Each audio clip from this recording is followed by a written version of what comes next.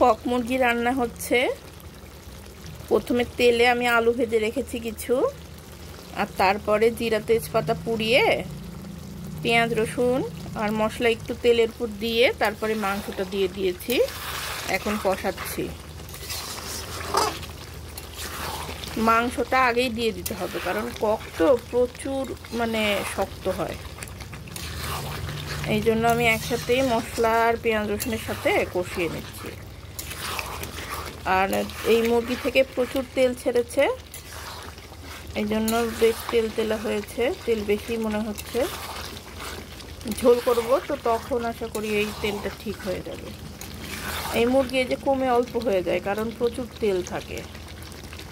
আর এই যে গোটা রসুন দিয়েছি, গোটা রসুন আমাদের খুবই পছন্দ। এই তো এখন এভাবে ঢেকে ঢেকে কষিয়ে নিচ্ছি, না হলে শক্ত মাংস তো সেদ্ধ হবে না।